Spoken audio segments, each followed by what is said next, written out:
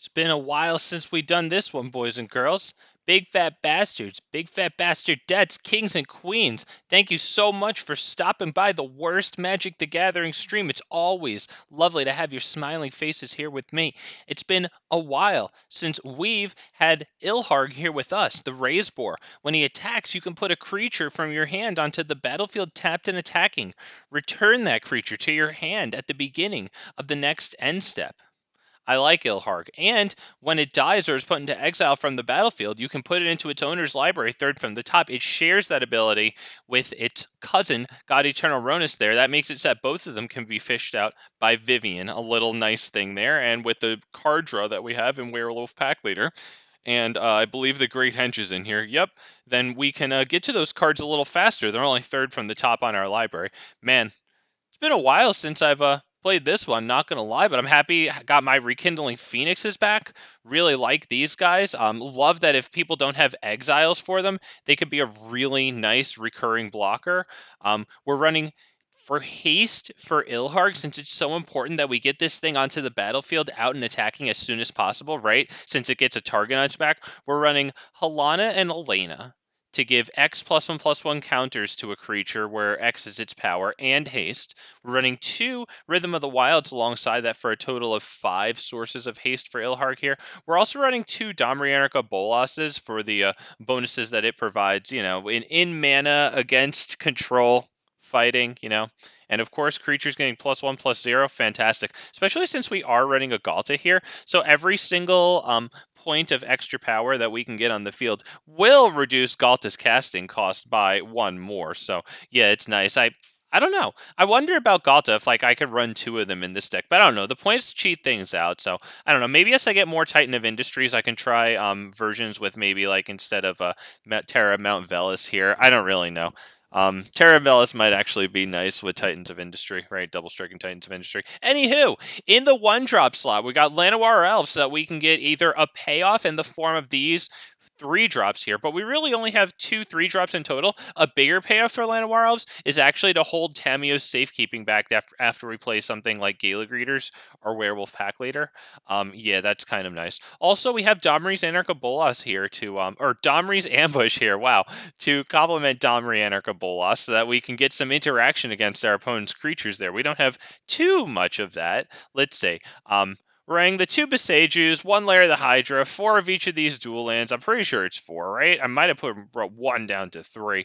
William, how you doing, man? So no great henge in your pig god deck. Oh, sir. There it is. Yes, the Great Henge. Very good that card is so great, man. Especially with Ilharg cheating in creatures and with Rekindling Phoenix. Dying and then coming back. So those are 2 ways to get a little bit of an extra oomph out of the Great Henge there. In the sideboard, we're running Kappa Tech-Wreckers for the artifact and enchantment exiling, Graveyard Hate, catch up against fast decks with Anger of the Gods. It even exiles the Is It Phoenix, whatever that one's called. I'm not thinking of it now. Oh, man. And Rampaging Ferocity. Damn it, what's that card called? The 3/2 with haste. But yeah, Rampaging Ferocity for Angels and people that put in a lot of tokens. Maybe Scoot Swarm, Anger of the Gods and Rampaging Ferocity can do pretty nice against Scoot Swarm there. For 1 specific card. And we head on into the match. Thank you all for joining me tonight. I hope you all had a nice Thanksgiving. Oh, man, I hope you get some leftovers still. Let's see, best of 3. And I got to go find this one. It's been a little while. It's not Ilharg Terror there. That's another one I was fiddling around with. Trying to see how to use Ilharg's cheat creatures in effect alongside Terror of the Peaks. Oh, it's just right at the... Wow, it's right at the freaking top. Cool, good for me. Okay, great, good. Let's get into this. William, thank you for joining me there. Appreciate having you. Now, some people skip the introduction, so I'm going to plug it right into this one here. Then I'll plug what I'm going to do for the next couple of days. I think we'll keep this one. So what I'm planning on doing for the next couple of days is making 2 changes to this deck. I'm running it basically like I have right now, but for tomorrow, what I'm thinking of doing is taking out maybe stuff like Domri, Anarch, Bolas here and putting in Augur of Autumn. I want to take out 4 non-creatures to put in Augur of Autumn because the strength of that is that it not just lets us cast lands or play lands off the top of our deck, but it lets us cast creatures off the top of our library if we control, you know, creatures with 3 different powers. Oh, you didn't swing for 0? Come on, man. Come on. We will actually pay the 2 life for this instead of playing Boseiju there because they've got some nice things for Boseiju to take care of. That Shadow Spear there, hexproof and indestructible. Until end of turn, we lose that. I don't think do I have anything with indestructible? And the Paradise Druid's really the only thing with hexproof. That's fine. But still, it gives trample, lifelink, +1/+1 to their creature. Okay, they're down to 2 cards, which is probably the only good thing here. Because, not gonna lie, I think I'm about to lose my Gala Greeters, which kind of stinks, but I think I need to get rid of this while it's not too big, right? So, let's play Domri, Anarch, Bolas. And we'll start by attacking, I think, right? Give them an opportunity to block it. I doubt they will. I'm sure they see this coming from a mile away.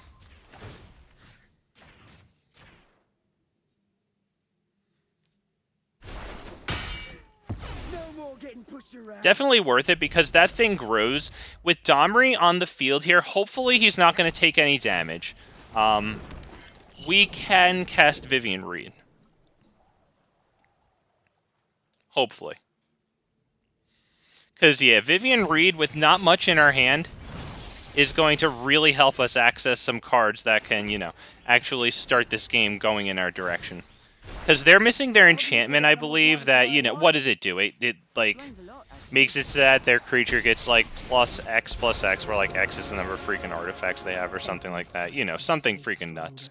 Now, do we destroy the reality chip? I think we might destroy the reality chip.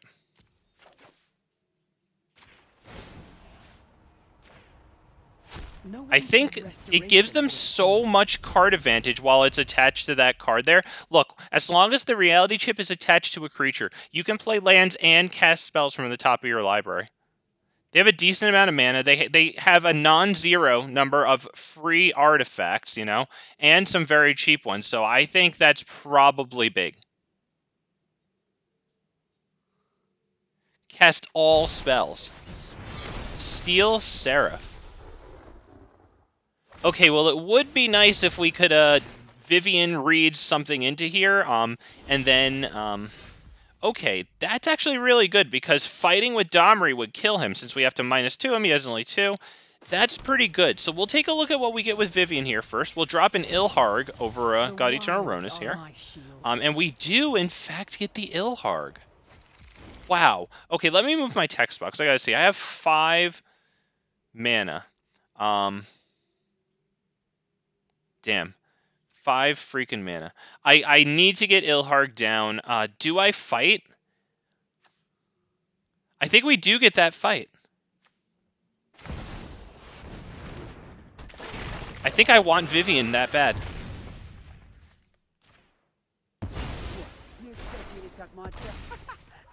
Costs us Domri, but looks like Vivien lives. I like Vivien. We've got God-Eternal Rhonas in hand that we will not cast, but rather bring into the battlefield and back on repeat like that. Okay, they're going to swing at Vivien for 1 and concede? You'll have to do better than that.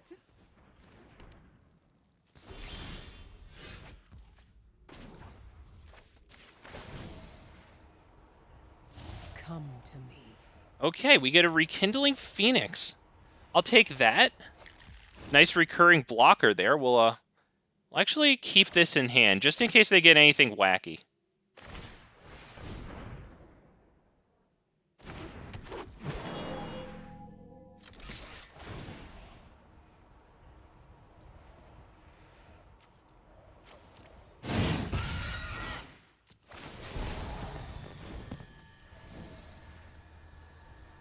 put the counter on him because, you know, God-Eternal Rhonas doubles him in the turns coming, so it makes a bigger difference, right? Next turn he would swing us a 4, and obviously the game is over, but next turn he'd swing us a 4 power at least, you know, instead of a, yeah. Okay, what do I put in? I don't really know.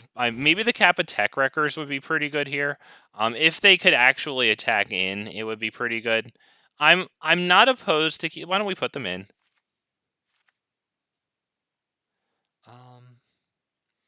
What do I take out? Oh man. Maybe 2 pack leaders here. Or 1 pack leader. What deck is this? This is my Ilharg deck. Fen, welcome back to the channel. Yeah, we're playing Ilharg the Raze-Boar, trying to cheat in some of his big fat friends here, who I actually think I'm going to sideboard out right now because they're a little expensive. Like maybe Terror of Mount Velus can go out. I think Titan of Industry is probably Ilharg's favorite friend to keep in here. But I also have Rekindling Phoenix here, Halana and Alena to give Ilharg haste. Let's see. Maybe we take out like a Gala Greeters. And how many cards do I have here? 60? Yeah, let's just go. Forget it. I'm done. I'm spent. Let's go.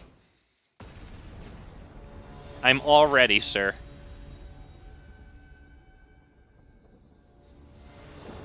Let's do this. I mean, okay, turn 1 Llanowar Elves into turn 2 Gala Greeters. And then if one of them dies, we still get the Werewolf pack leader down. Yeah, okay, yeah. We take this hand, 100 million. I think we start by paying the 2 life for Stomping Ground, just because we are up against artifacts. We'll keep Boseiju open. Okay, that's extremely good there, actually, not gonna lie. Especially since, you know, we're saving up for Ilharg. Just need another source of red, but we have the Gala Greeter treasure token for that, you know, if we could be so fortunate that they don't, what's it called? Freaking, that pothole, whatever the hell that card is called.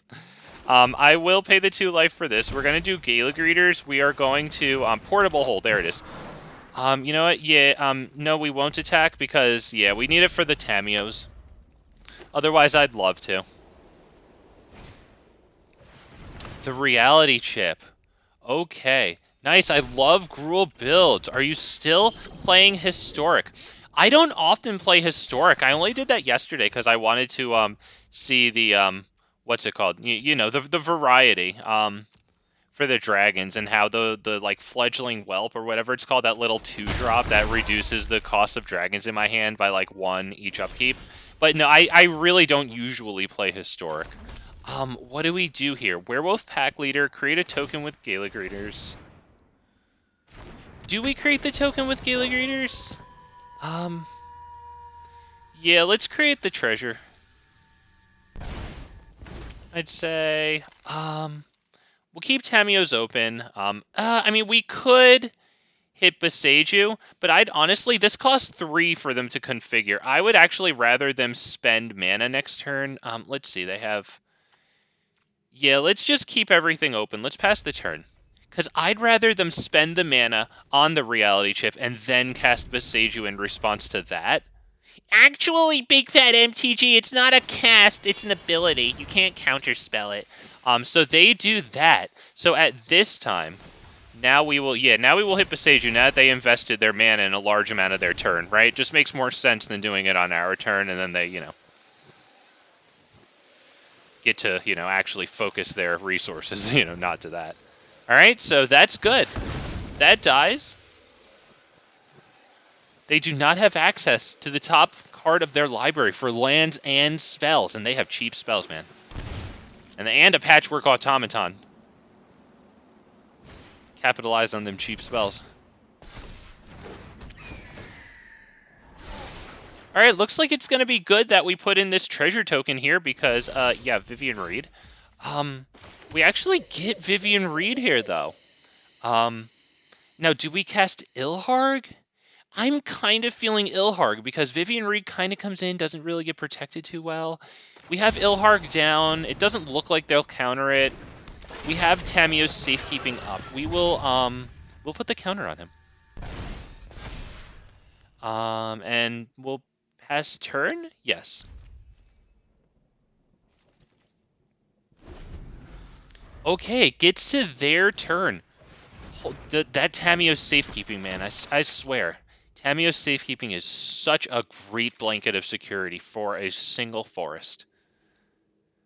Goodness gracious, I like that.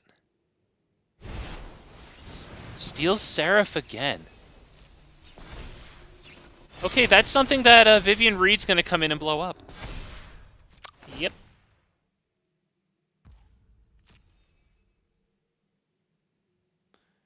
I assume they'll give that lifelink?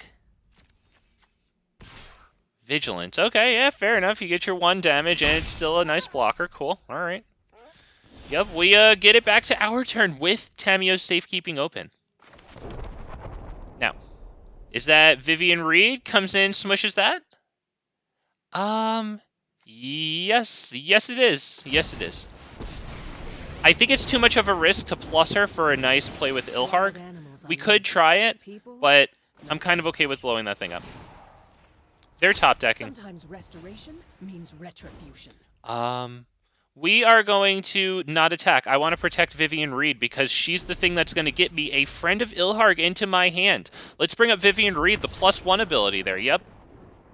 Yeah, they can't get at Vivien Reid enough. They can only get it with the Silver Raven there, the 1/1, and then we just +1 her.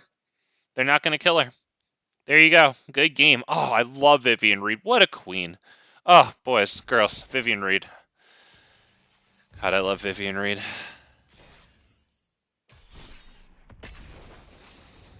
And she has a lot of variants, and they're all pretty cool, to be honest.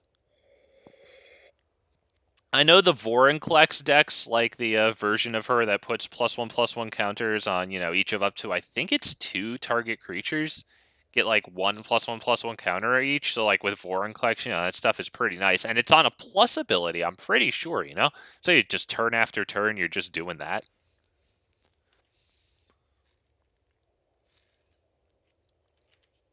Vorinclex actually plays pretty interestingly with Halana and Alena.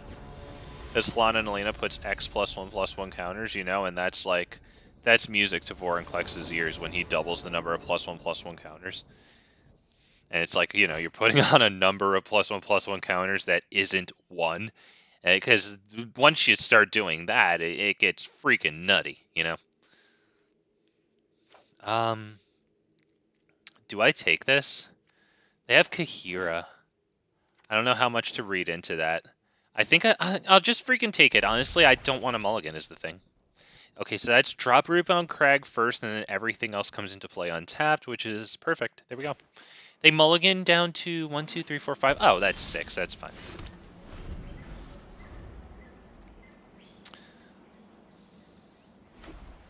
Oh, good. Blue-white player passes turn. Great. As we know, my favorite people to play against? Blue. Oh, yeah. Oh, this one's going to be my favorite. Absolutely. All right, whatever. You know what? Honestly, Paradise Druid eating Make Disappear. Fine with it. Looks like they put their companion into hand very well. I think we'll drop a Werewolf Pack Leader then. I'm not convinced dropping the other one's a good idea because that is a nice Supreme Verdict for them. All right, now that they dropped that thing, though, I'm much more okay with dropping this Pack Leader, and I will swing with this. I highly doubt they will even block with Kahira for me to play Tamiyo's Safekeeping. Yep, didn't think so. Alright, there you go. Past turn, we do hold up the Tamiyo's Safekeeping. I would love it if they cast one of their Exile spells on one of my boys, and we Tamiyos, and they couldn't get around it. Alright, they pass, and they do not have the 3 mana for Wandering Emperor, boys and girls. So that means that we get the attack off. Now, do I use one of their abilities? You know what? I think I do.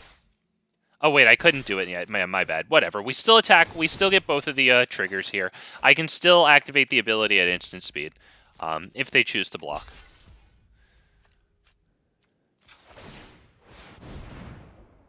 Do we do Tamiyos? Yes. Keep open the option to do it again next turn. It looks like it's giving them the option to play something at instant speed. Okay, so we take Dovin's Veto, and we take their Kahira off and guard, and we get damage, and we get cards. I'll take it.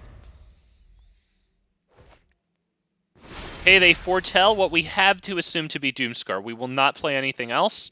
As a matter of fact, what we will do, drop a land here, we will get a nice swing with Lair of the Hydra in. For let's count the lands. We have 6 lands. -2 is X equals 4.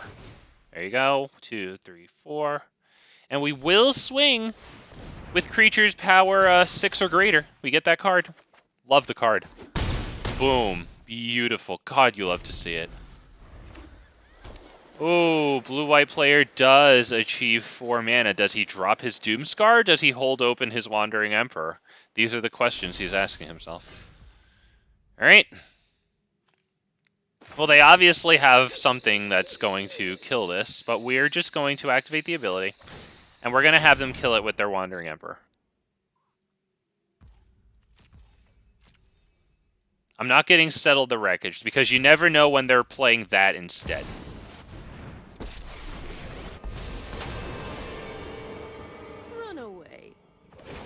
Safer. Let your blade do the talking. Okay, fair enough, yeah. Keeps them in the game. Do I do anything else? No. We still need to be able to recover from a wipe. They could perfectly well win from 1 life.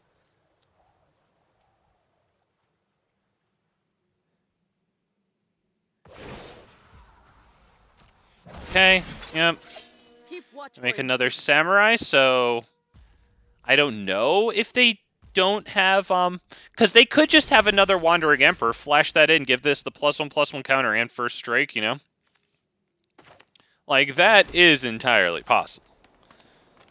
So what do we think? Do we think Lair of the Hydra, or do we think, I think maybe we should swing with this. But if they flash in another Wandering Emperor, I'm kind of screwed from that one. Why don't we make this 1, 2, 3, 4, 5, 6, 7, 8. We'll make this a 5/5. Right? They don't have Hall of Storm Giants, right?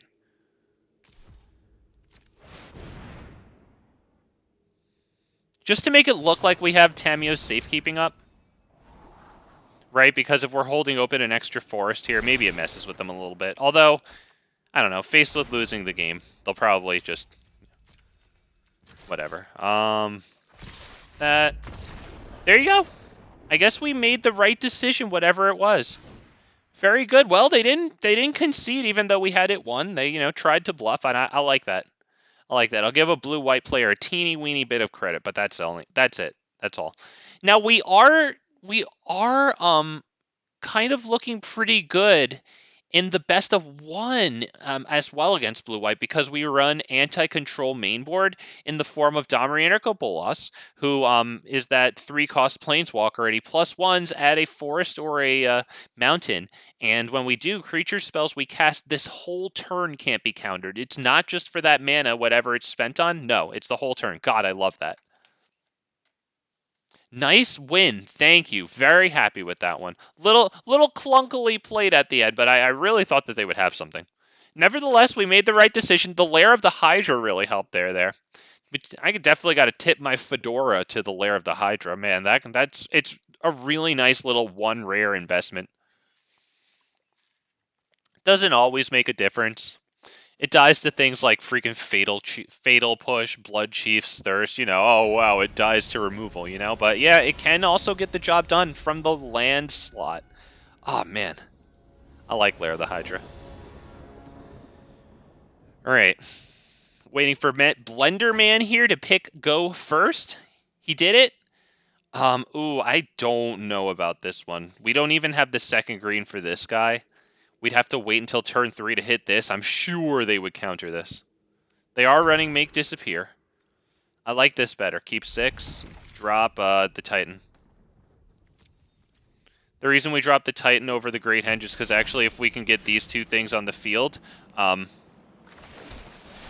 Halana and Alena will help reduce the cost of the Great Henge. Now, I don't think that Halana and Alena would stay on the field so long as to actually reduce the cost. We're going to start with Gala Greeters because I'd rather have that down than Werewolf Pack Leader. And, you know, casting Werewolf Pack Leader after Gala Greeters gets us a nice little cookie there. Some nice little effect. Oh, blue-white player plot. How do you do that every day, man? How do you freaking... Jeez, I don't get it, man. How do you do that? And this is best of 3, too. God bless this guy, because he's okay with every single, like, series that he's doing just taking so long. What an investment. God, what a guy. Yeah, I think we'll take the treasure token here just so that our 4-cost spell can get around the Jawari and Center. Now, do I attack? I don't think I do, because if they are running Shark Typhoon, Sharknado, they can make a token for X equals 1, because I do remember now that the Sharknado cycling cost... Thank you. Thank you. There it is, X equals 1. Would have blocked my precious Gala Greeters. That's a trade that they take every single time. Thank you. Thank you to my little pea brain for remembering the cycling cost on that. Finally, good stuff. I think we forced the counter here. What do we say, boys?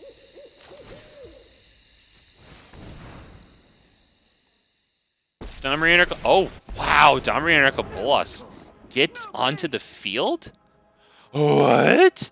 All right, hey, I'm all for it. Okay, now this costs 4. Okay, so I can't do that. Why don't we just do this? Blah blah blah. That.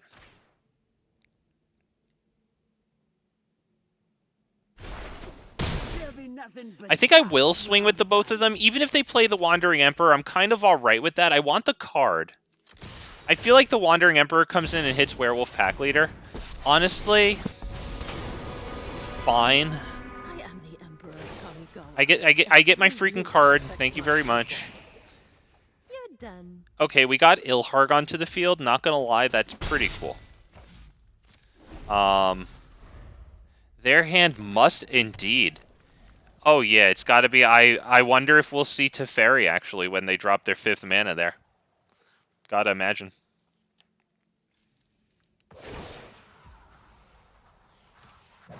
Oh, my bad.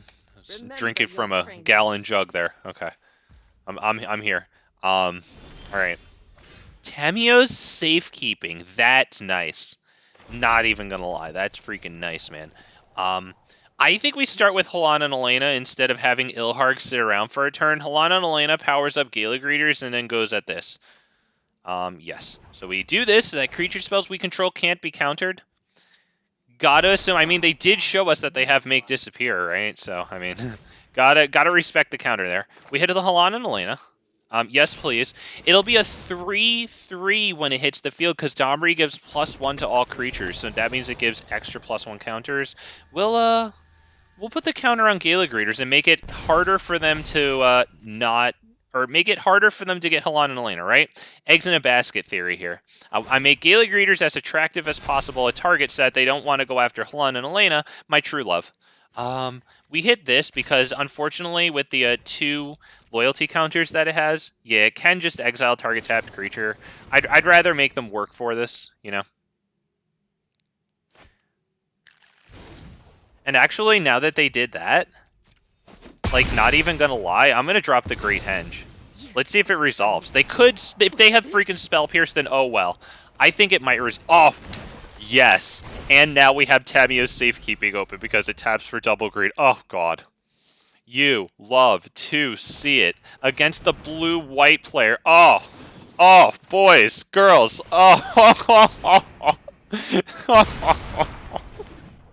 it doesn't mean we win. We're only going to drop an Ilharg and attack at them, right? But it is going to be a 9/9 Ilharg and this. We are going to get a card out of it, too. It looks like they're going to kill that thing. Fair enough. Yep, they get it. Okay. Well, this gives us a draw. Werewolf Pack Leader is extremely good here. We will, of course, do this. We have no creatures to fight, so we just grab this one really fast. We start off with Ilharg here. Grab a card off the Great Henge. Goodness gracious, the Great Henge. Oh, stop. The Rhythm of the Wild there. Creature spells you control can't be countered, and non-token creatures you control have haste. Riot. Wow, I read everything wrong there. Okay. But Riot is explained right there. Very nice. So we have a fight here in reserve with Domri and Bolas. If they kill Ilharg, we have the Werewolf Pack Leader here. We'll put Ilharg into the library 3rd from the top, and since we have the Great Henge and this, we'll draw him back extremely fast.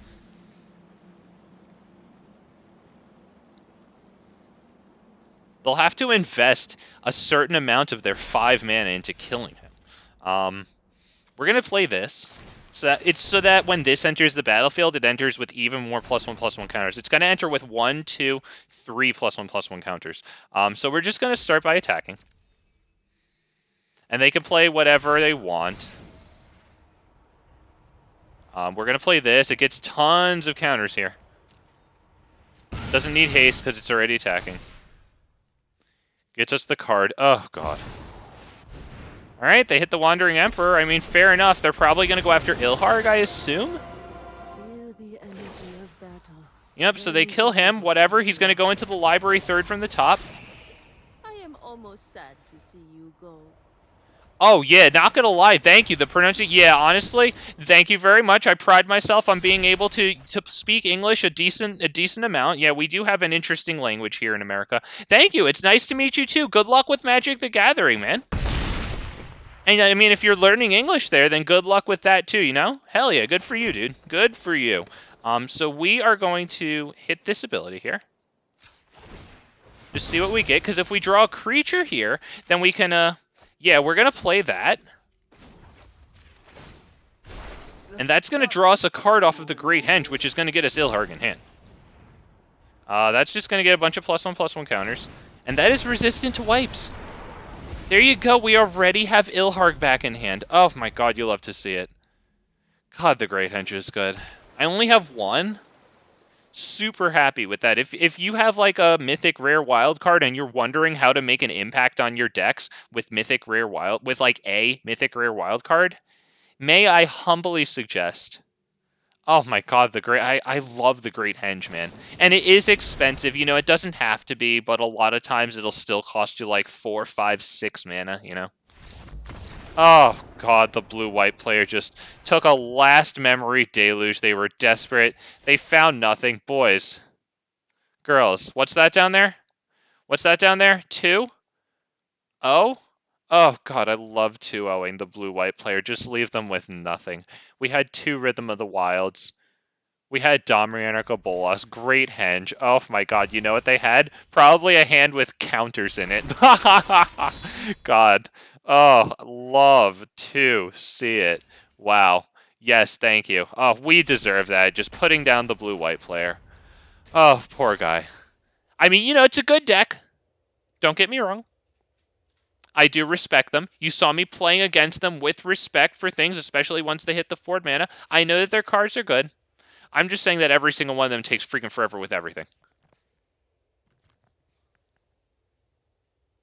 Do you have any mono green builds? Yes, and as a matter of fact, thank you for asking because I plan after these next 2, 3, whatever Ilharg days, I'm planning on trying to ranking up to Diamond with my mono green Stompy build. It features Defiler of Vigor. It features, what's it called? Silverback Elder. Both of them from Dominaria United there. Sure, we'll take this only because we go first. It's really not the best. But yeah, I've got Augur of Autumn in there too. I just played it for like the first time because I just put it together like within the last 2 weeks, I think. It's super recent, so like YouTube just added a live tab when you go to people's channels, so it's super easy to find now because that's where all the streams are. You won't have to go back very far. And my thumbnails kind of show like which colors I'm gonna use, so it's basically like the only ones you'll find with mono green. Yep, we passed the turn there. It looks like blue's going to flash something in. That's probably going to mean that our first play is Rhythm of the Wild. We are going to hope that we, My dude here... Oh, God, I mean, I get it, but, like, okay. You really wondered that hard if you should do it in my combat phase, and then you waited. Okay. Alright, my dude. Alright. Okay. We are going to... Ooh. Do I do... Llanowar Elves? I would assume whatever I do here gets countered. I want the Rhythm of the Wild. So we offer up Werewolf Pack Leader, who I fear may resolve. Let's see if they hit it with Fateful Absence, because if they give us a clue token, that's not terrible. I'll take it. Okay. We will attack and then go for the other werewolf pack leader, kind of forcing them to wipe. Most of the are there any wipes that are instant speed? You know, barring things that are arguably wipes, like, you know, settle the wreckage. I think almost all of them are sorceries, right? So if we could force them to spend mana on their turn, we could get Rhythm of the Wild down, and we don't have a huge payoff for it right now. Hell yeah, thank you for subscribing, man. I can't respond well now because I can't hear well. Oh, fair enough. I wonder if it's whatever language you use. I know that a lot of the sounds that we use to compose our language, yeah, there's a lot of differences between our languages. So yeah, good stuff, man. I hope that you do have conversations, man. Go at it. It's tough. English is a tough language. Good luck, man. Okay, they pass to us. Will we get the attacks off with the werewolf pack leaders? I drop Blast Zone right away. I move straight to combat. I would love to get these attacks off. I will Tamiyo's Safekeeping if they try to kill one. Because then they'll probably do something in response to Tamiyo's Safekeeping, and since they only have 4 lands here, I should be able to, after however that scuffle ends, resolve Rhythm of the Wild, which right now, I mean, it isn't the best. I have Llanowar Elves and Paradise Druid to profit off of that. But hopefully I get yes. God, yes. We get 2 cards. It's beautiful. I would assume that they're going for their Wandering Emperor. I still will Tamiyo's, and I will Rhythm of the Wild. Gala Greeters, that's good. Another land. Yep, there it is, Wandering Emperor. Oh, God, yes. Not gonna lie. That's beautiful. We Tamiyo's the one werewolf pack leader. Oh, the Rhythm of the Wild against blue-white. The second blue-white game in a row. Oh. We get it. They have to try something else. Their damage goes through. You love to see it. We drop the Rhythm of the Wild. Yes, I will not feed anything down because this is, in my opinion, an acceptable wipe. Especially since they just had us draw cards on them, and I know that they don't like that.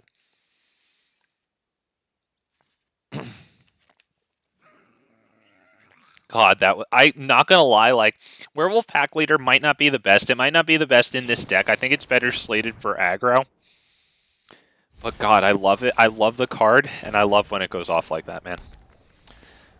Oh, God, I love that this thing draws cards. And you know what? Not gonna lie, giving itself trample, not terrible.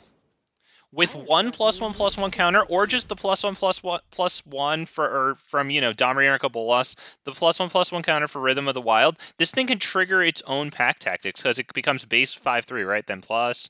Okay, so we start by attacking. I think they might even flash in another Wandering Emperor.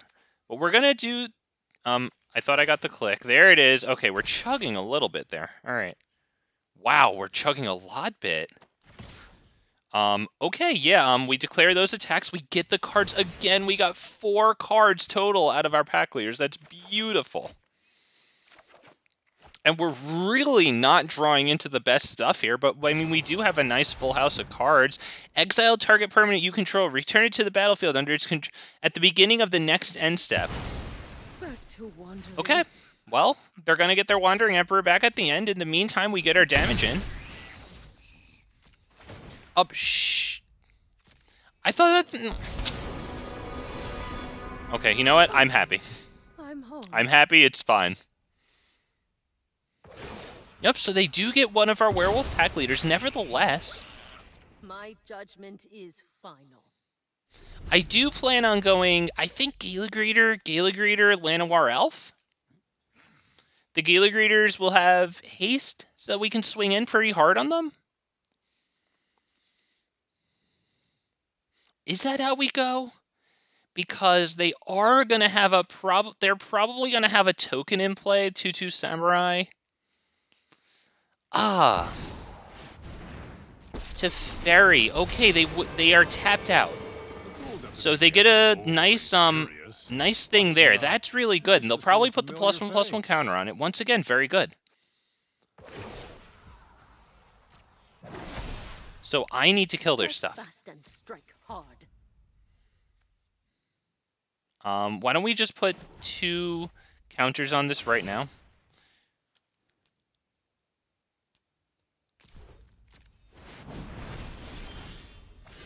God-Eternal Rhonas. Now that is pretty good. Let me see. So I have 5. Okay. So I have 5. I can drop Llanowar Elf and then God-Eternal Rhonas. Llanowar Elf with haste, because it on its own can kill this. I can send the this at Teferi and this at Teferi, and we can kill all their stuff. Now, can we also get lethal there? Because if I bring God-Eternal Rhonas down, does he double the power of each other creature? Damn it, it's each other creature. Damn it. All right.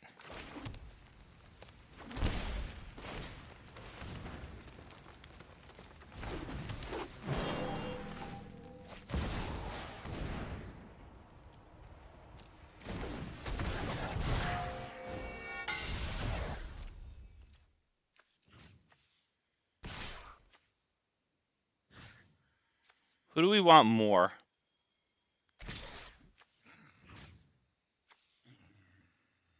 I want Teferi more. But this is the only good block they have, though, is the thing. I think they want to kill the Werewolf Pack Leader above all else, so why don't we hit Teferi there? Yeah. I mean, I could have even sent that one at their face to make it really hard for them, but I really want them to lose their Planeswalkers is the problem. I still think they block the Werewolf Pack Leader.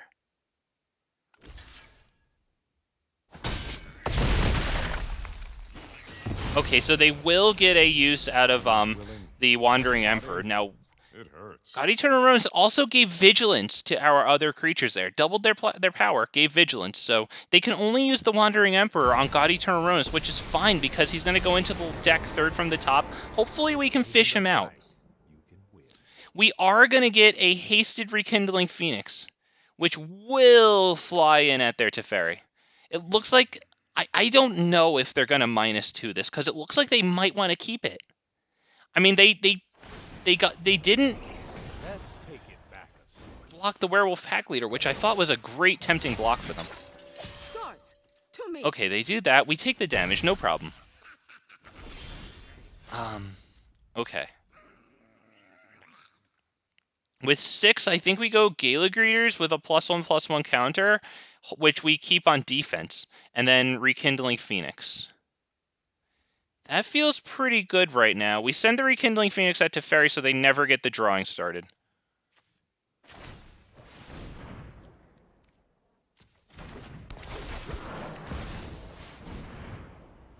This one gets haste. You get the counter. And Wandering Emperor doesn't even have 2 counters, so they can't exile the Phoenix, which is exactly what they need to do to Rekindling Phoenix. That or hate it out of the graveyard.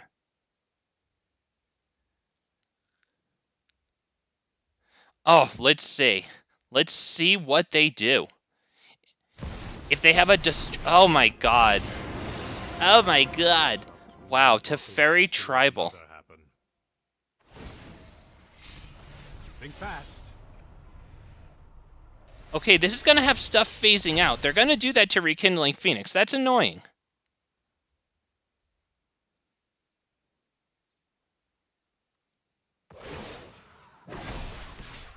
Remember your yes, training. Definitely annoying. We can't even double block that, unfortunately. Domri's Ambush. That's extremely good, because we will be able to kill this guy after all. We need to kill that thing. Okay, so we're going to drop... I think we'll start with Gala Greeters.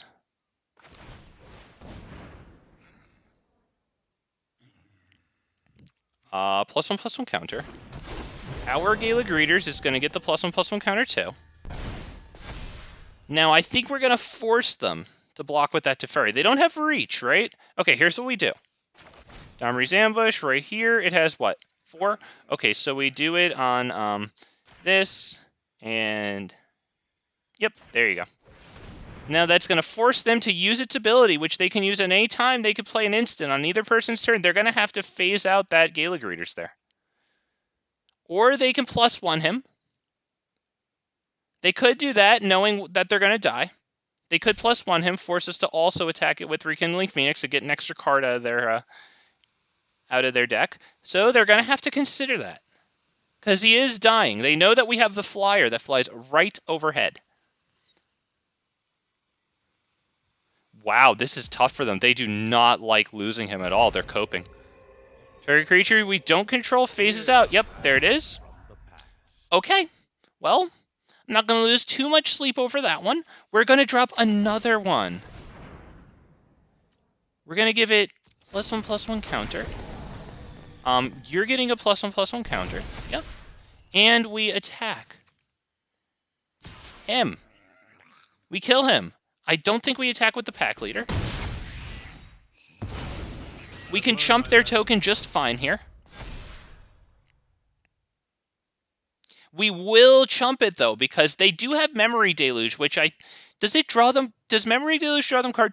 I think Memory Deluge might not actually draw them cards. I don't know. I don't remember exactly how the wording is, if it puts them into hand, because that's not the same as drawing cards to trigger this. But I'm sure they have something that can draw them cards at instant speed. So I think we should block this just to be safe. That's fine. We've got an extra Gala Greeter.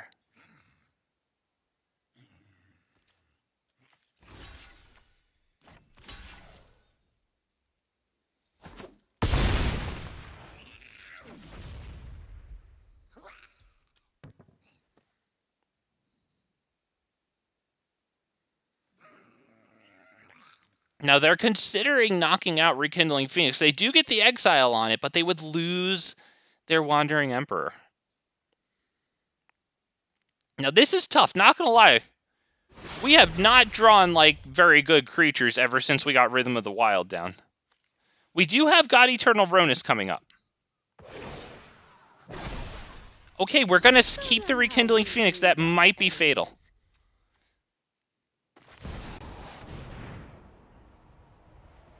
Because they can't counter that. Can they send it back to our hand?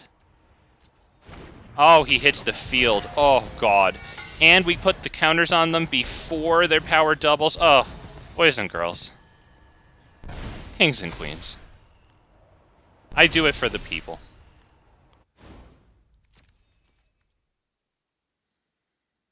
Oh, God. It just feels good.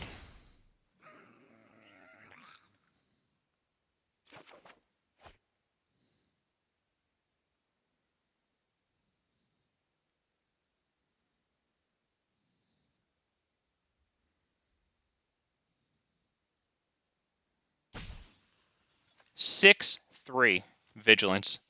10/5. 8/4.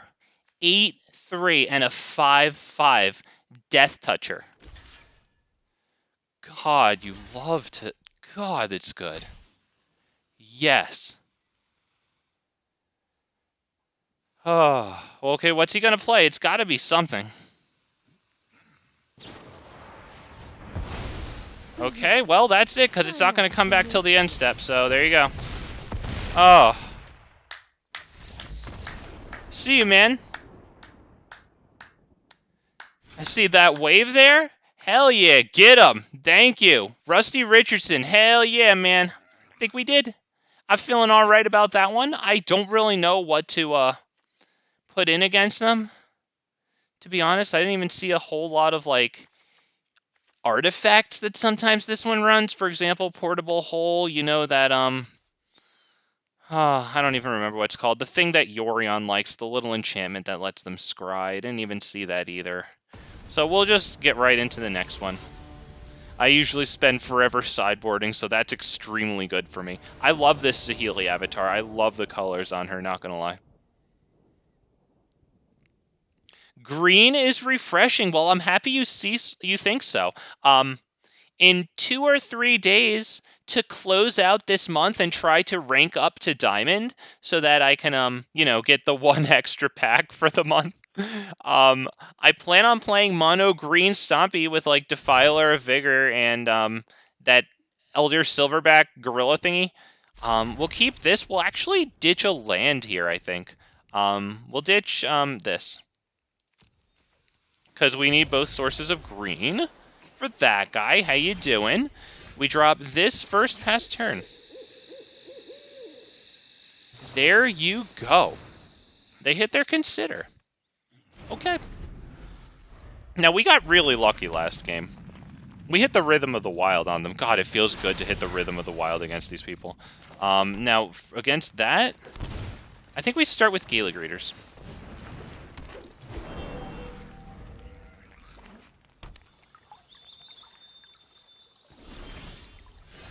Okay, and we really hope that the next Gala Greeters hits too, because I need this treasure token. Like, yeah, missing the land there kind of stinks.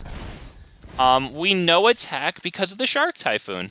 We respect the Shark Typhoon token for X equals 1.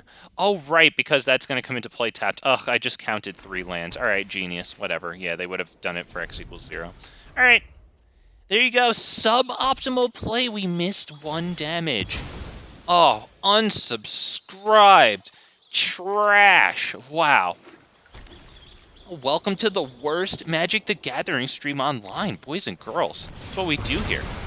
Alright, we get Doomscarred, but nevertheless.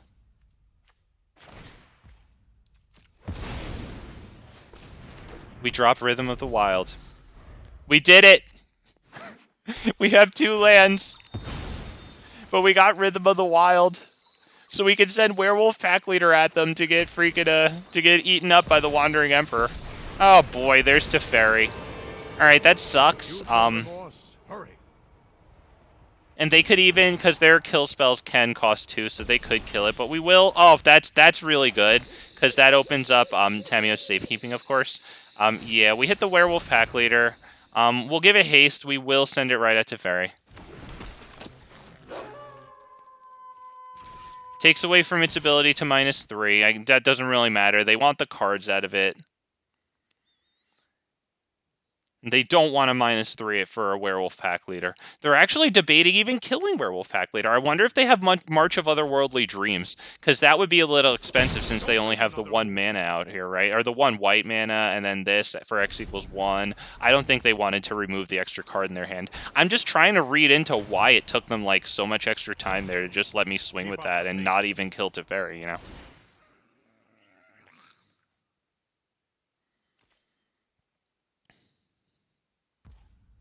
Looks like we might get the turn here. All right, well, with Tamiyo's Safekeeping open, we have a non-zero chance of getting the 2 draws out of these Werewolf Pack Leaders here. Because we are attacking. Looks like we will get the triggers. That's phenomenal. Because, I mean, we're so mana-starved. Settle the Wreckage. That does suck. But you know what? At least we get freaking lands on lands. So we're going to thin out for 2 lands, and then we're going to get 2 draws. Honestly, not the worst thing in the world. It sucks. But we still have another pack leader. We get the draws.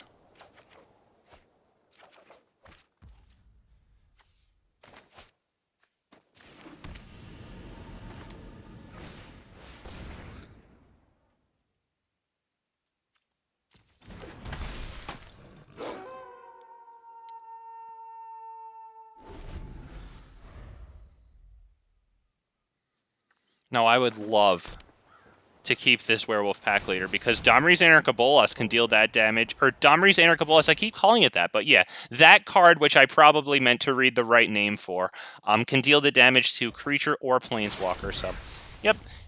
Well, let's see. I don't know what that card is. I assume they didn't foretell Doomscar to play it, so maybe it saw it coming? I don't know why they would foretell Behold the Multiverse instead of just straight playing it out, given all the mana they have. I have to assume that saw it coming just in case we drop something like the Great Henge, right? Let's test our theory.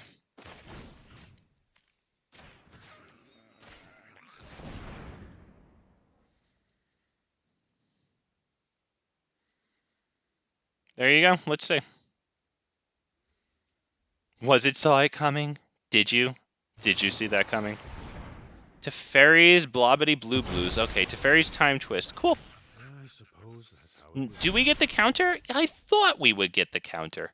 I still don't know that that isn't the thing that I said it is. So because of that, I want the card. I want the freaking card.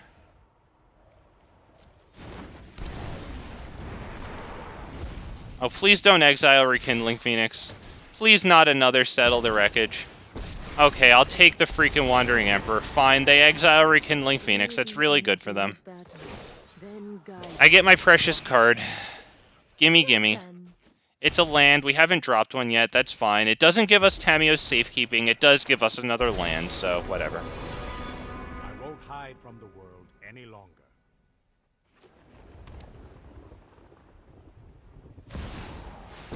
Oh my god. For the sake of the future, I will Okay, defend this that. is going to be a big issue. Who's that handsome devil? Because I still think that might be something like a... Remember your training. You know, it's actually starting to make sense that Foretold card, in addition to Saw It Coming, could be Doomscar. Because what if they tap out a lot, you know? They might still want to play their Doomscar. Alright, so we lose the Werewolf Pack Leader, which stinks because that was reducing the cost of the Great Henge, so... If we don't draw a creature here, and we do draw a creature here, we draw this, and as a matter of fact, I think I want to play it.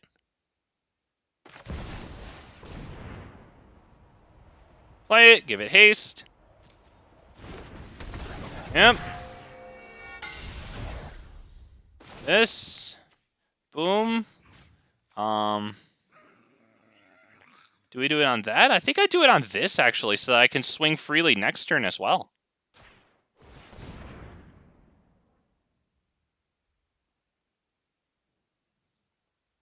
No, they have white mana open right now. I don't see a blue mana open. I see a Field of Ruin and 2 whites. I think we swing in at... that guy? I think it's that guy. Wandering Emperor can -2 herself to kill him next turn. In the meantime, I would love nothing more than this attack going through. This is hardly my worst defeat. It's only because that Teferi, in addition to drawing them cards, untaps 2 lands, which makes it easier for them to play everything and still hold open the counter. Which, to be perfectly honest, I don't even know if it's in their deck right now. Or in their hand, sorry. They have 2 cards. But they still get an extra card out of Teferi, and they might still send our God-Eternal Rhonas back to to exile, which puts it into our library third from the top because of his bottom paragraph of text there. But nevertheless, that takes away my discount for the Great Henge, which sucks. Oh, he said, oops, did he not have any more basic lands? Maybe that's it?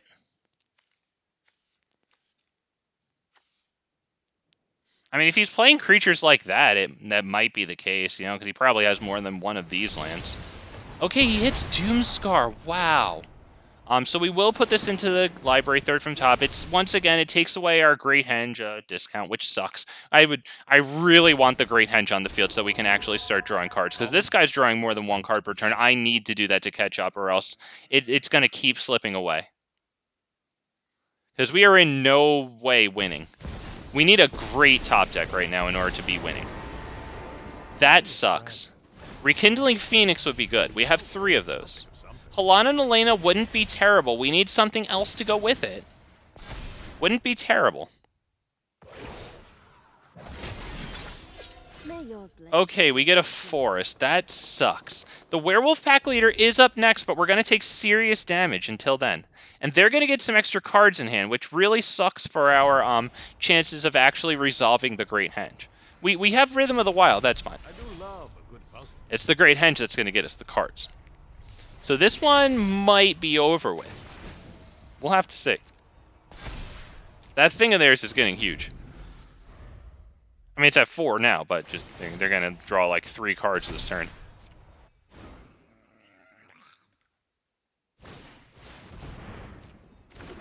Wow. That costs 4? They must have top decked that. Beautiful top deck. I hope that we get something good, because that thing of theirs is about to get massive. God-Eternal Rhonas can Death Touch block it, though. So there's something to look forward to. We have God-Eternal Rhonas coming up really soon. Let me spacebar through that. Werewolf Pack Leader into God-Eternal Rhonas. If we play Werewolf Pack Leader with the +1/+1 counter for Rhythm of the Wild, that reduces the cost of the Great Henge down to 5. So we could do We could do Werewolf Pack Leader into Great Henge and hold open Tamiyo Safekeeping. Jesus Christ. Alright, yeah, that's on to the next one. Yeah. Good game. Good game.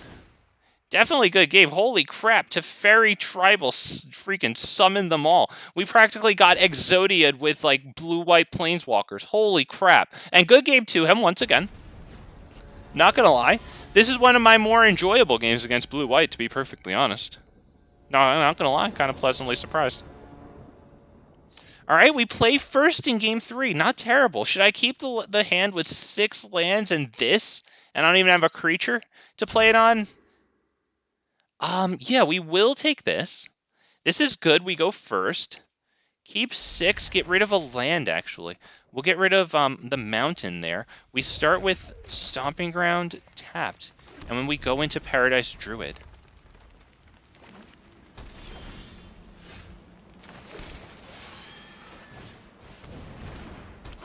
Now, will we get Rhythm of the Wild down next turn? I don't know. Because they just pass turn. That's what they do. Oh, they foretold. We get Rhythm of the Wild down. We will swing. Yeah, in this case, his deck looks pretty cool. A lot of planeswalkers, man.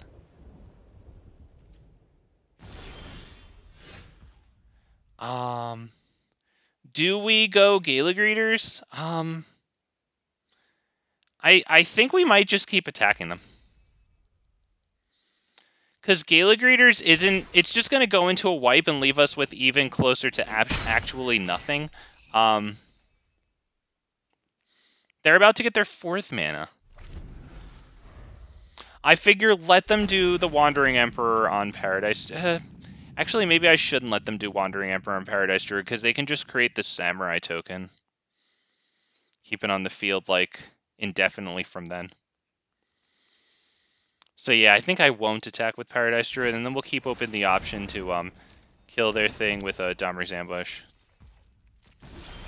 Do I do that? We have Halana and... Well, we don't actually have Halana and Alena. I mean, we do... Do I do it? Because it virtually guarantees a... Yeah, I think I have to. We give Halana and Alena the +1/+1 counter so that it, you know, puts 3 +1/+1 counters instead of 2, which is, you know, it's just... Any plus power to Halana and Alena is just nutty. It's silly.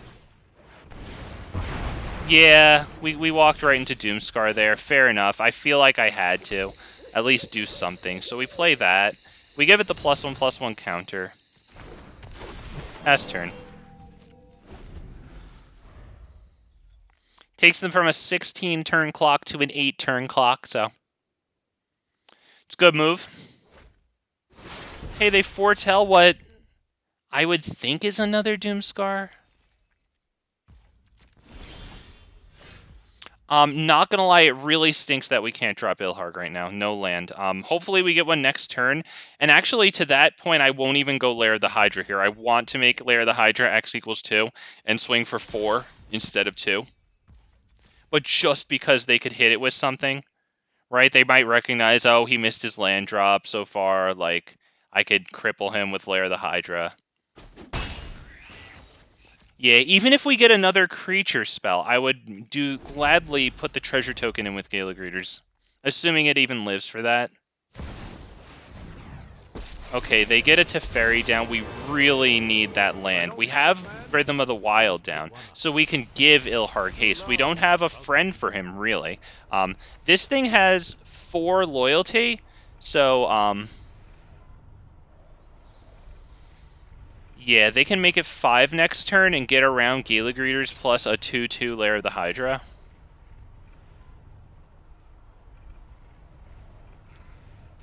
So yeah, we really need the land. Like, really need the land. Okay, not gonna lie. At least it's something that we can cast and swing at this, kill it, get the treasure token too. Honestly, that's a good top deck. That's a great top deck. Gets haste, flies right in at the Planeswalker, Gets this guy... sorry, I almost hit the +1/+1 counter. Jesus, I was just thinking about killing something with creatures. Almost fatally screwed up. We have to attack it with both. They can use its loyalty abilities both turns, always at instant speed. Don't worry, I'll think of something.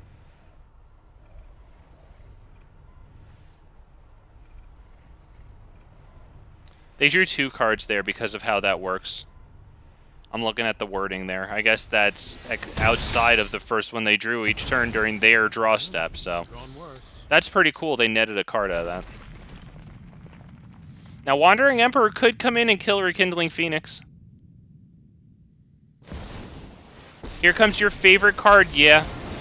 Yeah, you're pretty much right. The good news, sir, is that we were fortunate enough there to get the treasure there. So, and not only did we get the Blast Zone, so now we can do Ilharg without that treasure, but yeah, we are really fortunate here to have Ilharg. We're going to bring him in. We're going to... haste. We're going to give Gala Greeters the +1/+1 counter here. Because when they take Ilharg off the field, it'll further reduce the cost of the Great Henge. We attack you here, you here. We can't bring anything from our hand onto the field. That does suck, but Ilharg resists exiling and destruction. Right, because just like God-Eternal Rhonas was put into our library third from the top, when he died at some point, I don't remember. But yeah, Ilharg does the same thing.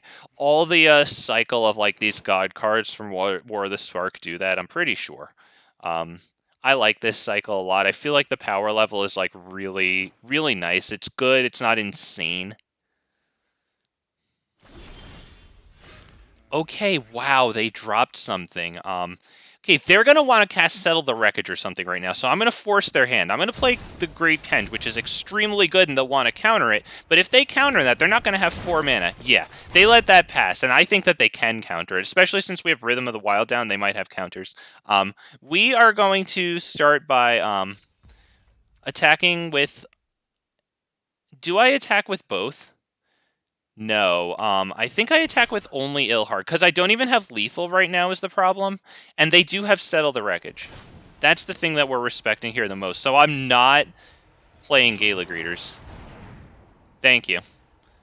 Yep, we resolved that, and actually at this point, now I will use Ilharg's ability, and I will bring Gala Greeters down onto the field, just so that it triggers the Great Henge this turn, and that, I guess maybe I shouldn't have done that, because I'd shuffled Ilharg away, but nevertheless... Oh, right, yeah, now it does that. Okay, sorry. I thought that that ability had already gone. My bad. And we will put this onto the field now, because, yeah, Great Henge trigger. Hell yeah. And we still get an attack in on them. Let's go for 3 damage. We got to get the +1/+1 counter on that one. It's even bigger. Settle the Wreckage is already gone. They should have waited until we brought this creature down. They didn't know that, but Ilharg is still a declared attacker, like, throughout most of that step, right? So now I think we will not put anything else down. We have lethal on the board. Oh, shit. No, we don't have lethal, right? It goes back to my freaking hand. Ugh. Okay, whatever. We have Rhythm of the Wild down. We can have lethal with haste, so, okay. Okay, silly, silly. Teferi, Hero of Time, they're going to be able to use it to untap 2 mana. I didn't see if they dropped a land this turn, so I don't know if they're going to have 3 or 4 untapped lands. Obviously, 4 you have to worry about a little bit more, Wandering the Emperor and Settle the Wreckage, but it looks like they're going to have 3, so we're going to have to play some creatures here. Because they're going to have some destroy effects for us. So we will start with, let's see, Gala Greeters. They're all going to have haste.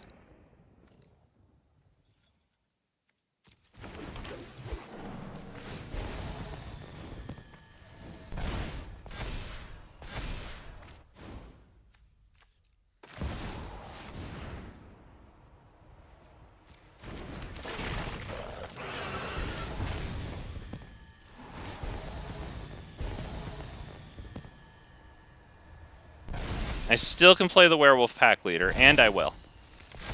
Because we need to make sure that this guy actually lost. No way in hell am I having them, incapacitate 2 of my creatures here. Sorry if this is overkill. It is. but I'm making sure that we win.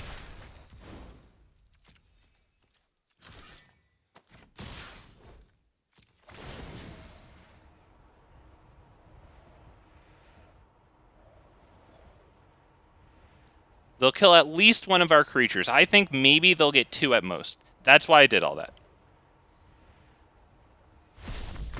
There it is.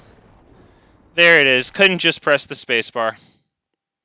Oh, that's good. That's 2 of them in a row. Boys and girls, can I get your like for that? Can we hit the thumbs up on the video? Can we say that we love it when the control player loses to somebody who actually had fun? Oh, God, because you know that the point of control is to monopolize the fun. And the control players say that. That's not me saying that. That's them saying that. But we did exactly their antithesis, exactly what they want to not happen. Boys and girls, we had a good time. We enjoyed ourselves. We got Rhythm of the Wild down against the person who was running counters, at least in the first game, because I did get Make Disappeared right off the bat. Oh, God.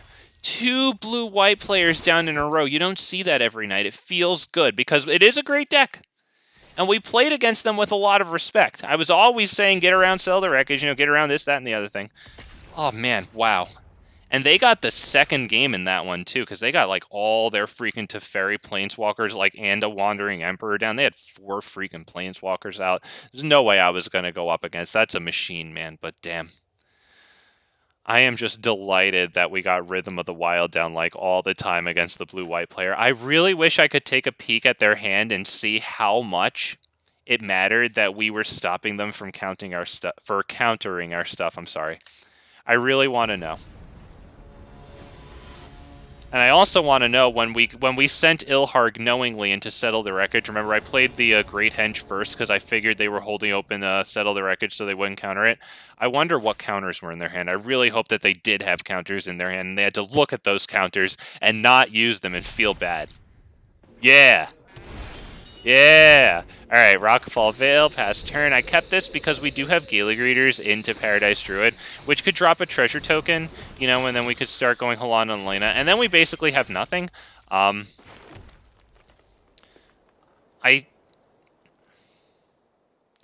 start with Gala Greeters because I don't have a payoff. I do have a payoff next turn for Paradise Druid, but the thing is, it's Halana and Alena, and I'm almost certain that dies on impact. Great matches, 2 thumbs up. Thank you. Always nice taking down control players. Oh, thank you. Amen. Amen. Oh, it feels good. Oh, the Rhythm of the Wild is just actually so nice. We will hit Paradise Druid here just in case we get fortunate enough to get the land, and then we can go... I don't know. If we get the land, I might go Halana and Alena. Right? And the reason is, look at who we're up against. Don't we think that Ilharg just dies? I'd much rather give them a shot to kill something. Ugh, okay, well, this is actually a great opportunity for them to get Ilharg into the graveyard, because when they kill him, he does resist exile and killing by going back to the library 3rd from top. So, yeah, that doesn't happen with discard.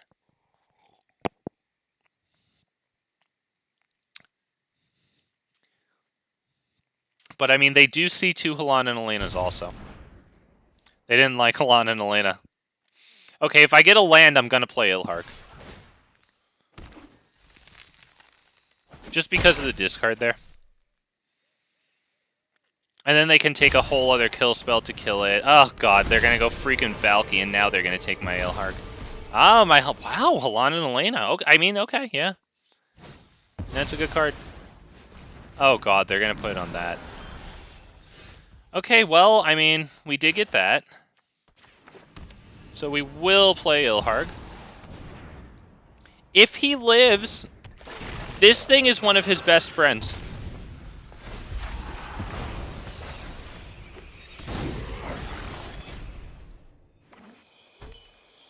So yeah. They have 1 card in hand, I'm looking. I really hope that they don't, kill Ilharg. I think they might just turn Valky into Halana. Yeah, put those counters probably on the Shadow. Thing is, we're going to swing bigly. Here's my plan. I'm going to drop Rhythm of the Wild and then attack with this. Because Rhythm of the Wild is going to make it so that when this comes down, it's actually a 6/6 because we're going to give it the +1/+1 counter. And it's a double striker. That's bad. I think, do I do that? I think I have to block that.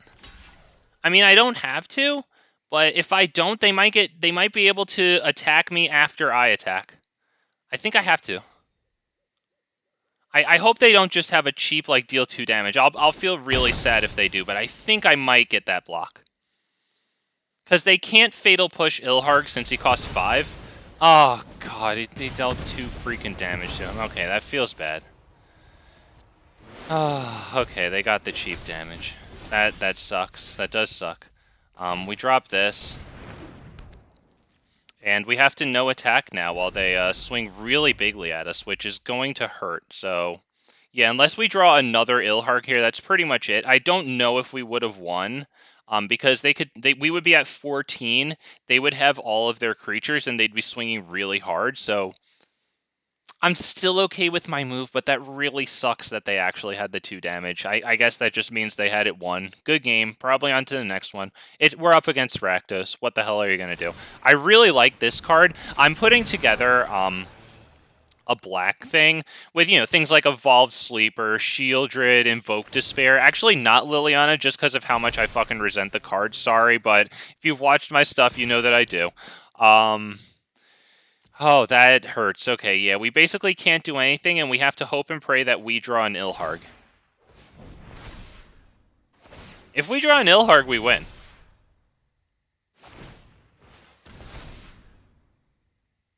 If we don't, and, we probably won't, because we know where one of them is, and we only run 2 of them in the deck. Okay, that is not it. I wonder if that can give them any pause, though.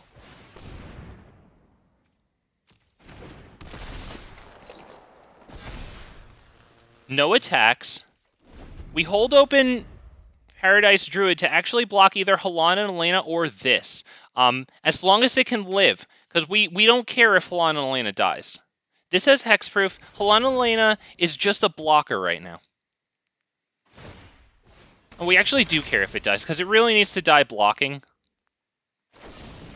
They hit the Fatal Push. Okay, that sucks. I think they just win. That really sucks.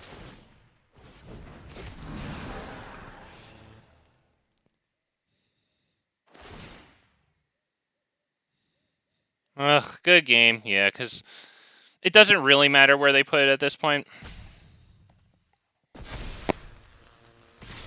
Yep, good game. We can only block 4 of that. We take 6 either way. Good game. With Ilharg right here, if only. But nevertheless, yeah, very narrow path to victory there. Damn. What do I do? Now, we saw Kroxa there.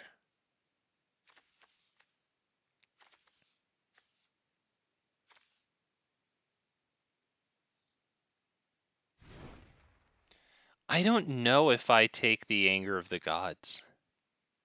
I don't know about that.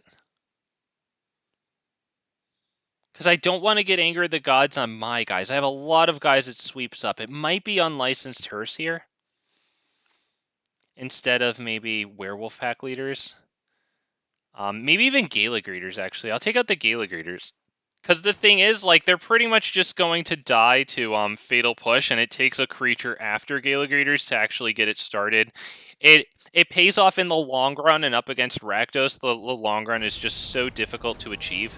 So that's what we're doing. We're leaving the high end intact with Ilharg and everything, because if they do keep Kroxa in the deck and they do get it off, it is nice that Ilharg and most of those guys can actually body Kroxa. We play first in Game 2. We've got Llanowar Elves and nothing else, so that's a mulligan, very unfortunately. Fine. We go first. It's awkward. Turn 1 Thoughtseize kind of sucks. It leaves us with nothing but, yes. That. So we go Unlicensed Hearse first if we can. We hope it doesn't just get turn 1 Thoughtseize. Otherwise, yeah, once again, we get nothing until every Rekindling Phoenix. That, pass turn. Alright, we got our graveyard hate down. I don't know how important it'll be, but there it is. There it is. Oh, another land. Okay, fantastic. So we will be able to afford Rekindling Phoenix. Hopefully it doesn't get exiled. Hopefully it just takes them 2 kill spells. Nevertheless. God, I love Rekindling Phoenix. God, I love that card. Oh, no. Damn it. They're just gonna take Rekindling Phoenix.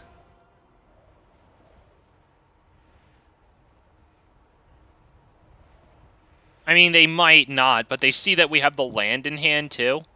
So we can play it next turn, so yeah. The thing is, Rekindling Phoenix won't come back for him because when the card goes into any graveyard when it dies, it'll go into my graveyard. So he'll get the token that it creates, but with Rekindling Phoenix in my graveyard, yeah, he'll never actually get it back. We do that. Pass turn.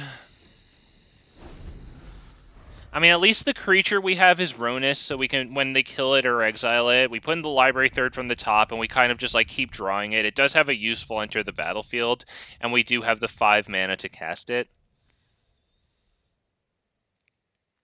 Now, I guess they're debating spending their whole turn using 4... Discards 2 cards. Oh, that sucks, man. That really sucks. We have to discard these 2 and just hope for God-Eternal Rhonas.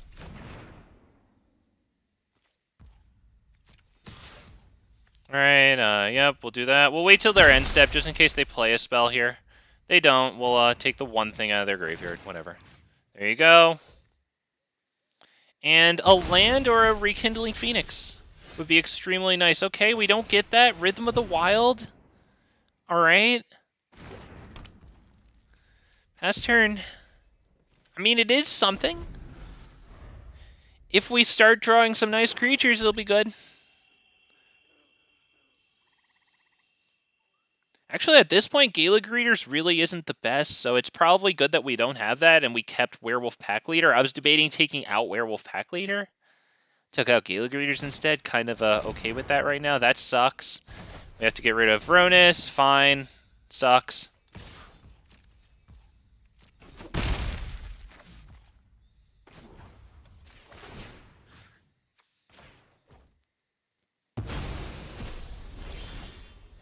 Okay, that sucks. Pass turn, there you go. Alright, well, let's get out of this one as soon as possible, huh? Let's go. I think we're both doing a good job passing the turns off to each other, so I'd like to shout out to my opponent here. We're getting through this one.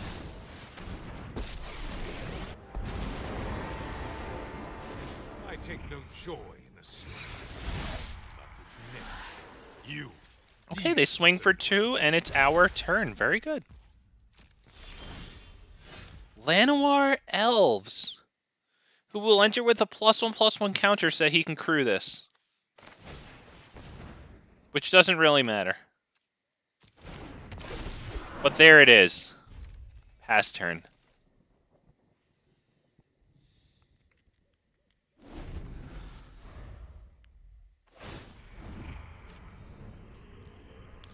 Okay. Nice. They don't lose life for that. Very good.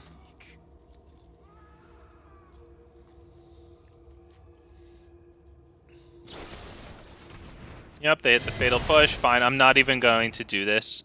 Just in case they actually have Kroxa going on and haven't played it because of this.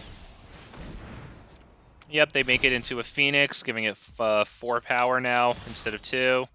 They're looking really good.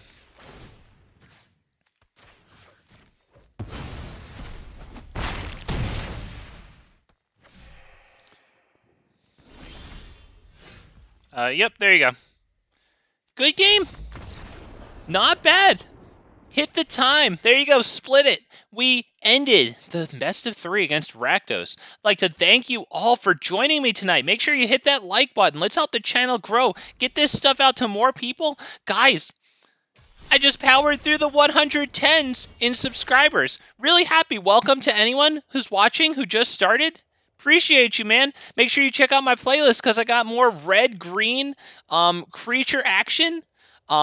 Namely Ilharg, let's see, some dinosaurs there, right, from like Rivals of Ixalan, some Marauding Raptor, Ripjaw Raptor, Ghalta, that sort of thing. I started playing dragons recently too, Terror of the Peaks, Goldspan Dragon.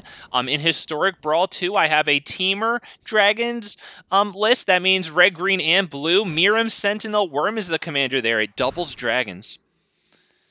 Did we really just get those 2 hands? Okay. And this is 5, okay. Okay. Okay. Okay. Okay. Okay. Okay.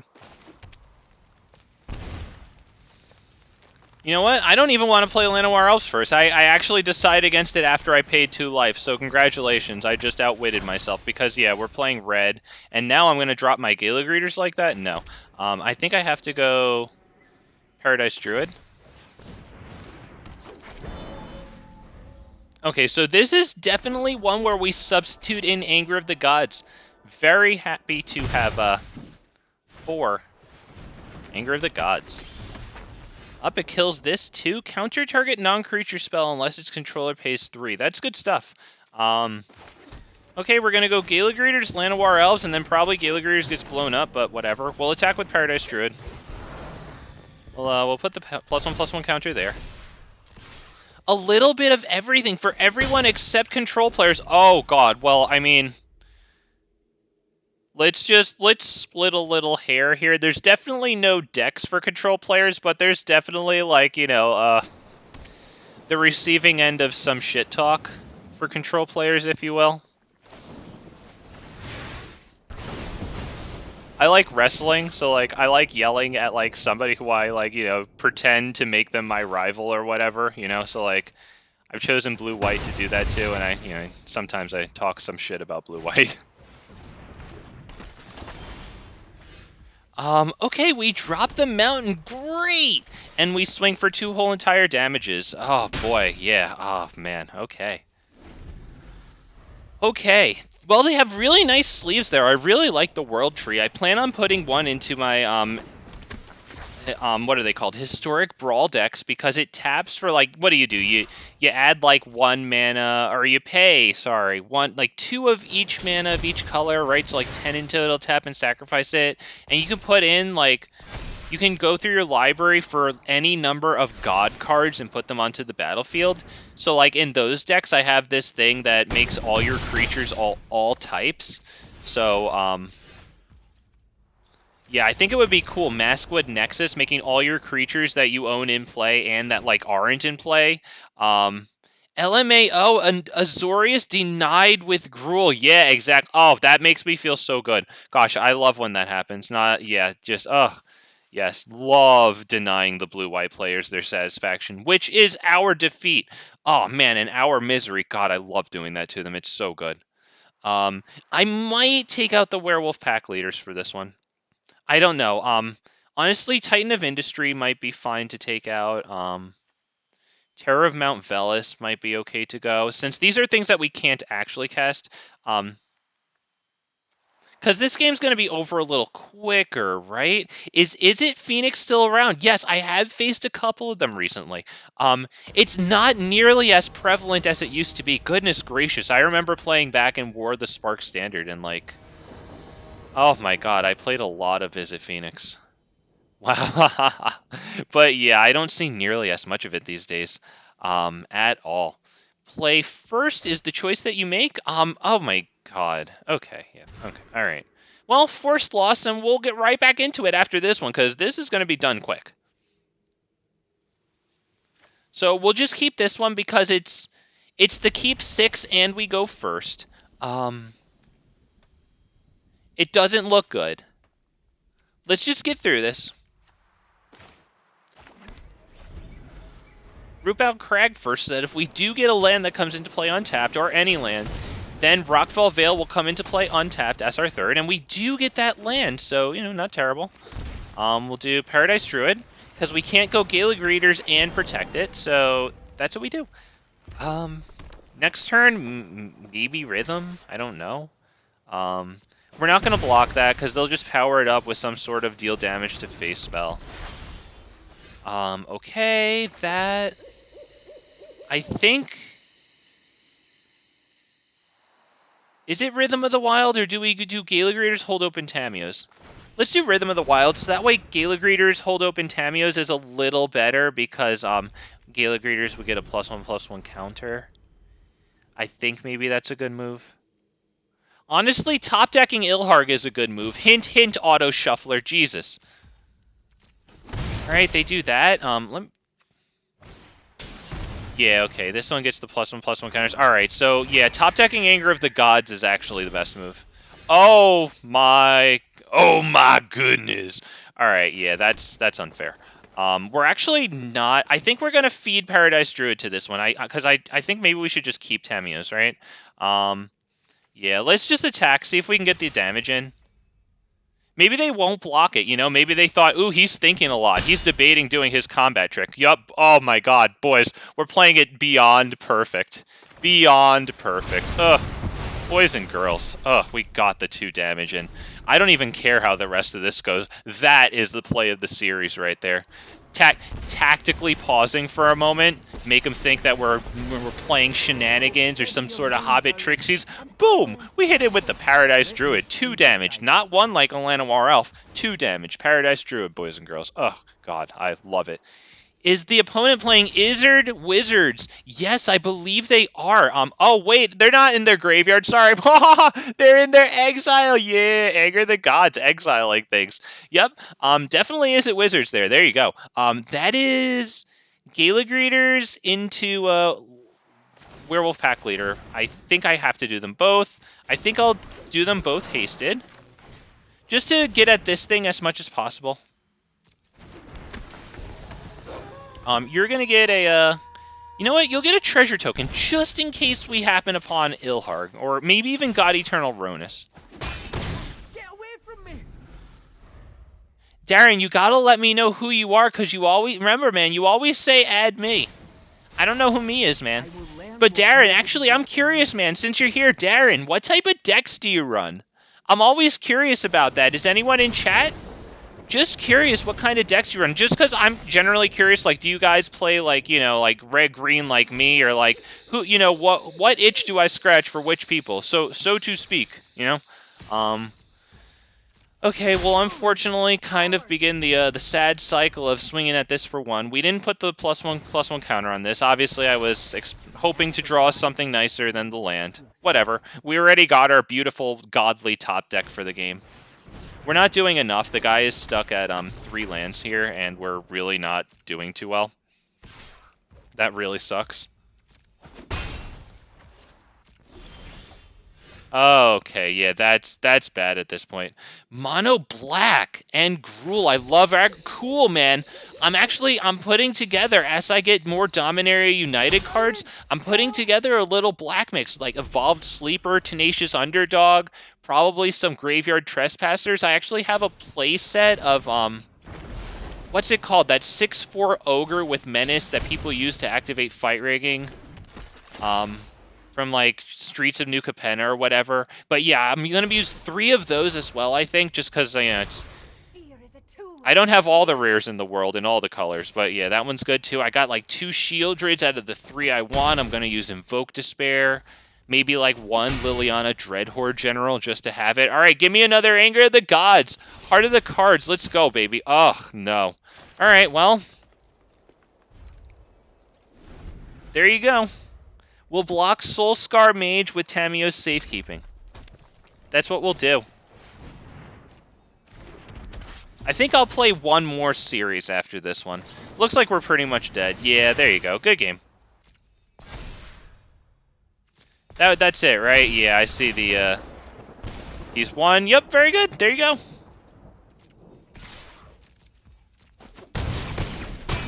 Now, I don't blame him for doing all that. Of course, he's tacking into open mana, and we've got a card in hand. It just so happens that of all cards, Tamiyo's Safekeeping.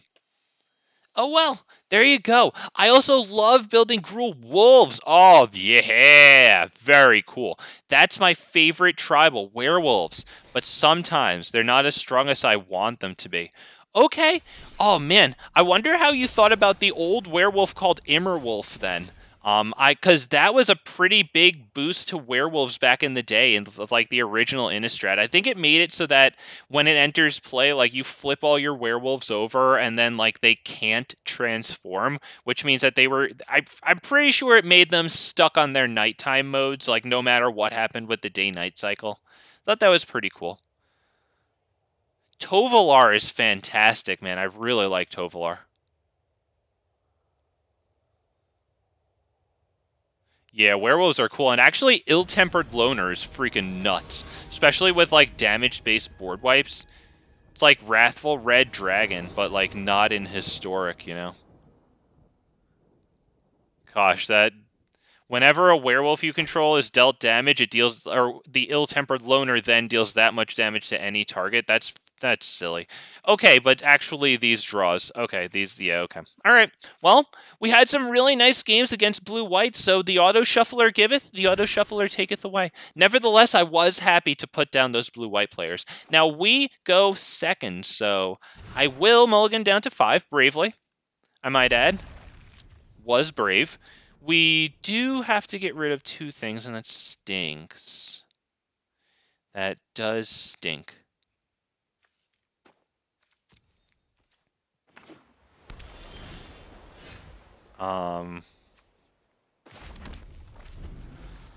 Okay, we see blue. Do we see, like, more blue? Sorry, I just fell asleep.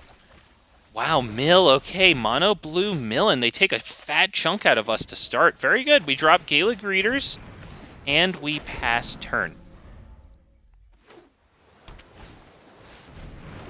Whenever they draw a card, we mill 2 cards. Okay, we're going to have to be quick about this. Now, we do have Halana and Alena in hand. So that is an interesting way to make things quick. Of course, they have bounce, which resets the counters on our stuff. So let's see what happens here. Now, that's actually quite a nice draw, not going to lie, because we need to start, yeah, we need to start with Gala Greeters right yesterday. So +1/+1 counter on him. And we drop this. Yeah, treasure token, yeah, why not? The day-night cycle is an interesting thing they added, but I do enjoy flipping my cards over and buffing my wolves, forcing the opponent to play. Oh, hell yeah, man. Yeah, transform is a really cool mechanic, not gonna lie, I really like it. And obviously, oh yeah, the wolves at nighttime, like Ill-Tempered Loner, I don't remember what his front side is, but I love how their backsides just get wildly more dangerous. I actually really like the werewolf that, like, you either have to sacrifice it to destroy target artifact or enchantment, or, like, you can, you know, like, flip it over, and then whenever it attacks, it destroys artifact enchantment.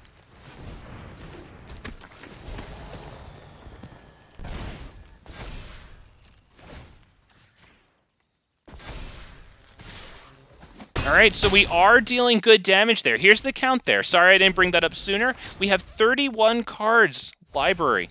Well, now 29 library, 22 grave. Surely they will draw more cards, but hopefully they don't get their big draw spell.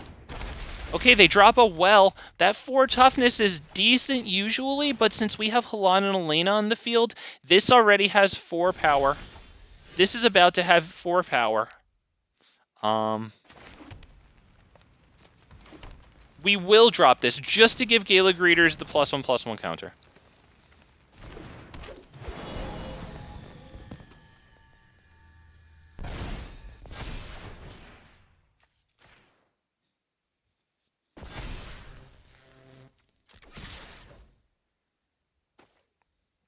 Now that looks like it's about lethal.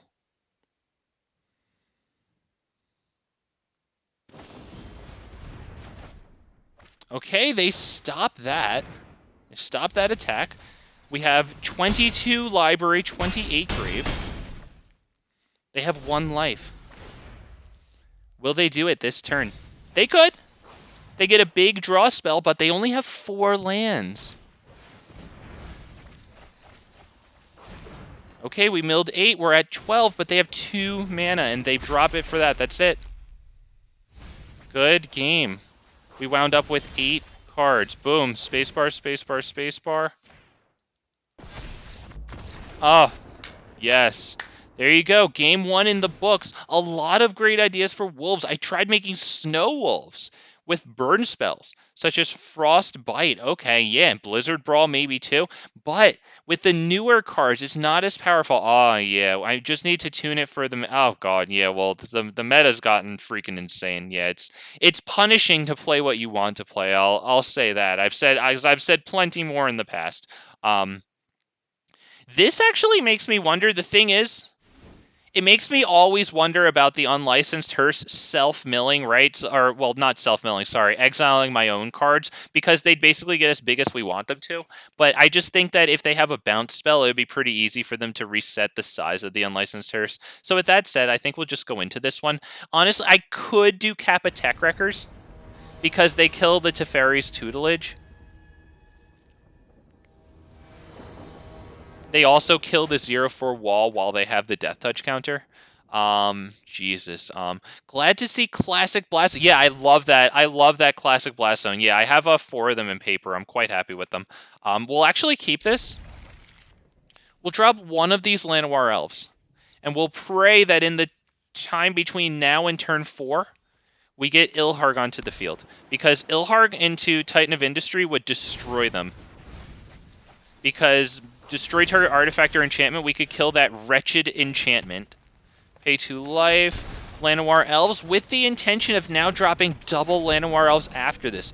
Oh my goodness. Ruin Crab. Okay, so yeah, it's really good that we have a freaking turbo hand here. Honestly, we got gifted this hand by, like, the god of Magic Arena. Oh my god. Whoever you might be, freaking blessings and peace upon you, because I swear to goodness. I swear to your holiness. So we can actually have one of these Llanowar Elves bounced and still hit the Ilharg next turn, because we'll have, this will be mana number 6 in terms of capacity there. Oh, man, okay. Wow, that took their whole turn. That's not good. They better be ready to bounce my Ilharg, because that's a bounce spell. They really need to be bouncing Ilharg. Alright, we're not going to swing for 1 and have them block it, so there you go. We got Ilharg on the ground turn 3. It's not attacking, so We are praying that it doesn't get bounced. They're probably deciding between bouncing it and hitting the Teferi's tutelage or something. That enchantment they have. If we can attack with Ilharg and bring down Titan of Industry, that's, like, bad. Because we will choose to put in the 4/4 green beast warrior creature token, or what? Sorry, Rhino. And I guess, I mean, the shield counter doesn't really matter. They don't have any artifacts or enchantments down, so we'll probably just gain the life. We're going to do this first, because we're fighting their Ruin Crab. This is so bad. We have 36 library, 14 grave. Let's just keep the stats up to date. We're actually, do we do that right now? Because that kind of forces them to hit the, no, we're actually not going to do that now. We're going to attack, because if they bounce this, then I still want to play it in main phase 2, and we do have 5 mana with Domri. So we're actually going to go right into here. We're going to attack with only Ilharg. Yep, there it is. Thank you. No attacks. Oh, thank myself. I'm so happy I actually thought better of that move. So we have to hit the red there. Boom. Ilharg. There you go. We lost the turn, sure. But we still have a nice amount of cards in the library. 36 library, 14 grave, with Titan of Industry in hand. So if they drop that really good enchantment that whenever they draw a card, we mill 2 cards. Boom. Titan of Industry enters the field, destroy target artifact or enchantment. Thank you so much. And then it comes back to hand at the end of turn because of how Ilharg works. So we can do more ETB.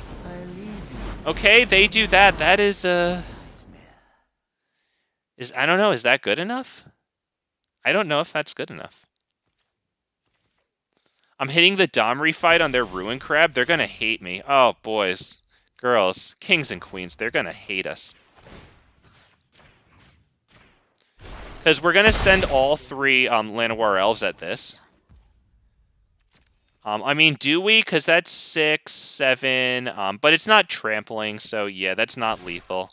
1, 2, 3, all at this. Boom. Yep. Titan of Industry. Oh, you love to see it. Click him. Oh, yes. Gain life and the token. Here's the player. It's me. It's me. Gimme, gimme. All mine. Oh, yes. It's all gone. Everything. Everything you love. It's all gone. I'd like to thank you all for joining me. We didn't win, but we have a shot. It's probably going to be the last one. Love that Ilharg's getting his moment. Love that Titan of Industry is happening, because not going to lie, I can't remember when I actually had a good showing with Titan of Industry. It's not blowing up their enchantment, but it is Ilharg's friend this game, and I'm happy for him. I only have one. I opened all those packs of New Capenna, I only got one. And you're not going to lie, I'm happy with it, because it fits a nice little role as one of Ilharg's buddies. So they did get another Ruin Crab down, which is really good for them, but yep, I couldn't get my good game out in time. I couldn't show this person that I'm a civilized person with sportsmanship and manners. Oh, big fat bastards, big fat bastardettes. Kings and queens, I enjoyed bringing my Ilharg back. Now, tomorrow, I'm probably going to try to get Augur of Autumn in there. That allows us to cast lands and creatures off the top of our library. So I will want to take out some non-creatures to put in that. We won't do as well as against control, but I hope that that's fun and a nice little bit of variety. So kings and queens, big fat bastards and big fat bastardettes, my live chatters, shout out to you. Ven, I appreciate your viewership. Thank you so much for talking. Thank you for your time here on the worst Magic the Gathering stream on the whole entire internet, as we get that, which does stuff. Too long didn't read, lol. So have a good night. I'll be streaming for you some more Ilharg stuff tomorrow. Looking forward to it. Hell yeah. See you next